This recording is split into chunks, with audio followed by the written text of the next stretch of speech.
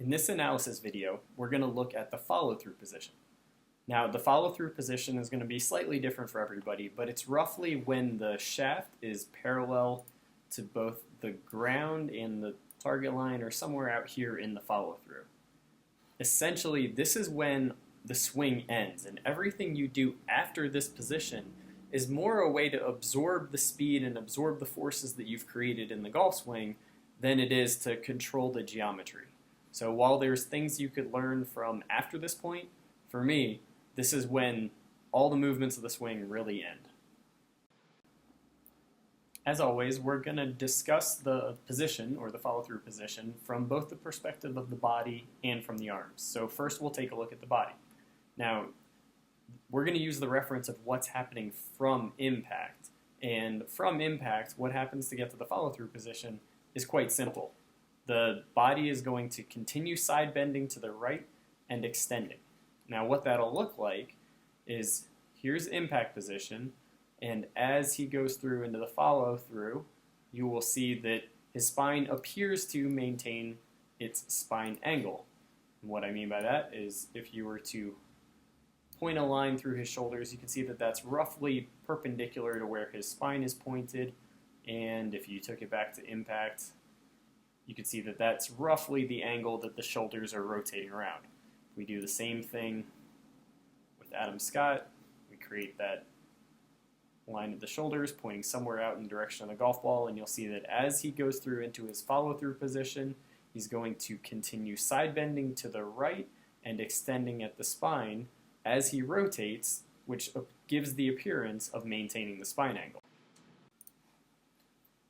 And now we can take a look at a couple amateurs, and we can see what it would look like if you did not continue side bending, or if you turned on more of a vertical axis. So here, as we go into the follow through, and if I were to draw a line through the shoulders, you can see that it's pointed kind of well out here, where if you saw with the two tour pros who we had up here, Adam Scott and Jason Duffner, they're going to be closer in the direction to the golf ball. If I continued to have her rotate, you could see that it would come up to a very horizontal position. So she's moving from side bend to standing upright as she goes through this phase. Now here's another amateur, and you can see it's pointing slightly out.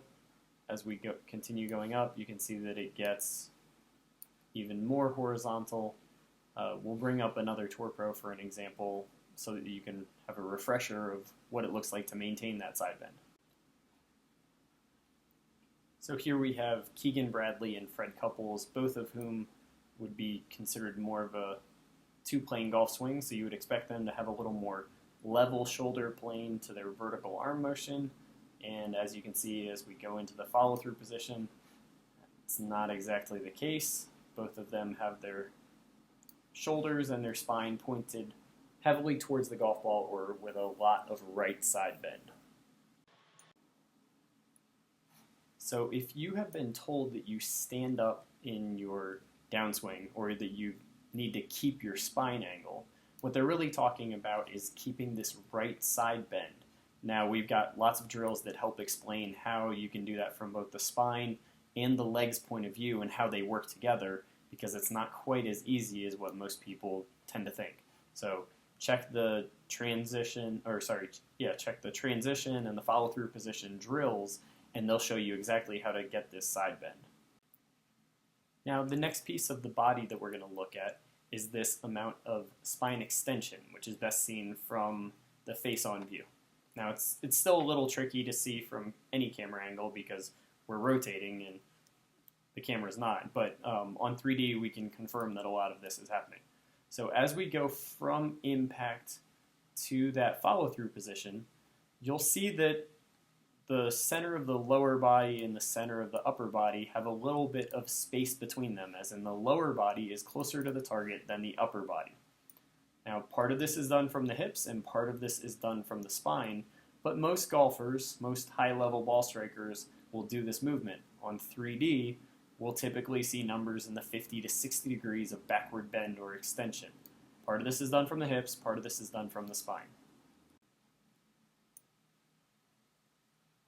And here we see two examples of amateurs, and we can take them through the same from impact to follow through. and you'll see that their spines are much closer to vertical. This gentleman, his hips are slightly forward or slightly ahead of his upper body, but here we have a relative new golfer, and as we go to that follow-through position, you can see that for her upper body is actually closer to the target than the lower body, and she's in a little bit of flexion, not this extension or reverse C position. So the two key movements for the body during this release are going to be that side bend and extension, and they're going to have a big influence on what the arms are going to do.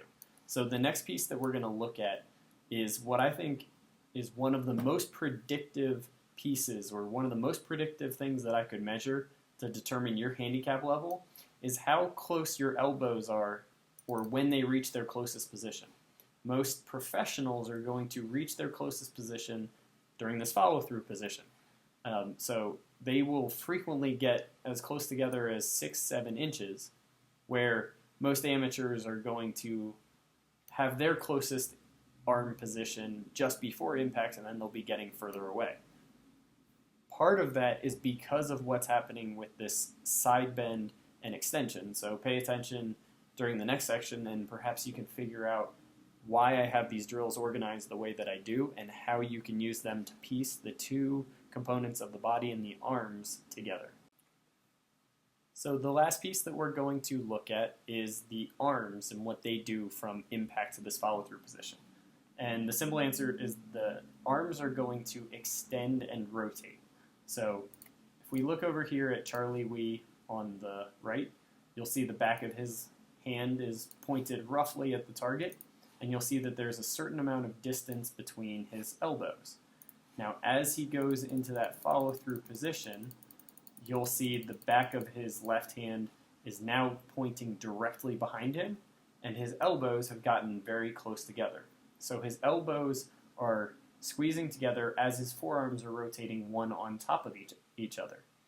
One of the ways that, and you'll see this in much more in depth when we get into the release, but one of the ways that you'll see the rotation is the fact that you can see the fingers of his lead hand underneath the trail. So you can see the glove hand or the left hand right here, where his right hand is now kind of on top of it. That indicates that he has had significant rotation through the forearms between impact and this position. If we look over on the left, we'll see a very unusual camera angle, but one that's great for showing this elbows getting close together. So as this golfer, Gary Player, comes into his follow-through, you will see that his elbows or his forearms are practically touching. We'll look at a few more from this camera angle, but I'll leave Charlie Wee over there so that you can visualize how the extension, side bend, as well as the elbow squeezing all kind of fit together. So here we have another swing, and boom, elbows are practically touching. This one, I believe, gets cut off. So here we have classic Arnold Palmer, and even though he has that unusual looking finish, you can see that at his follow-through position, his elbows are virtually touching. His forearms are pretty much rubbing up against each other. And then it's not until afterward that he does his trademark spin and signature move, which is why I focus on the follow-through position being at this arm extension and waist height position, not what's the true end of your movement. We'll look at a couple more from this overhead position. There you can see the forearms right through there squeezing pretty close together. Not quite touching as much, but still getting much closer together than your average amateur. We'll look at one more classically good swing, and as we come through, you can see that those forearms are very close together. So now let's take a look at a few amateurs going through that phase again so that you can see something to compare it to. So what I want you to visualize is kind of the space between the elbows, or the space between the forearms. And what you'll see is as this golfer goes through impact, that space is actually getting wider. You can see that the space right there is further apart than roughly that space there. Again, if you looked back at Charlie Wee, it was much wider at impact than it was in this follow-through position. You'll also see that in this follow-through position over here on the left with the amateur, you can see that his left hand is on top of his right hand, where Charlie Wee's left hand is underneath his right hand. So extension and rotation is what the arms are going to do in the follow-through. So we'll look at two more amateurs as they come through, and you can see that those elbows are getting wider and wider apart. In both examples, the elbows getting wider apart, and in both examples, the glove hand is on top of the trail hand, or the lead hand, the left hand for these right-handed golfers is on top of the right hand. The extension of the arms and the rotation of the forearms is a clear indication of a release of all that energy. In addition, as far as the direction of ball flight is considered, by extending your arms through the shot, you will help keep the club moving away from you and keep the path going to the right.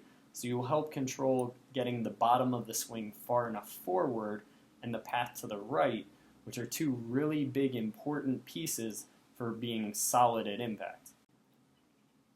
As with any of the major chunks that I teach, it's a lot to think about, which is why it's important to do the drills in order to train this side bending to the right, the extension of the hips, the extension of the arms, and the rotation of the forearms. But I can tell you that if you can get a consistent and repeatable extended look the way these two golfers have here, you will have a long future of hitting the ball very, very solidly. It's easy to practice with the 9-to-3 drills and some of the other drills that I have that allow you to stop and isolate this position.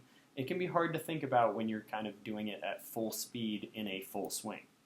So be diligent with your practice in the follow-through position, because this is one of the positions that is somewhat universal, whether you have a one plane, a two plane, a stack and tilt.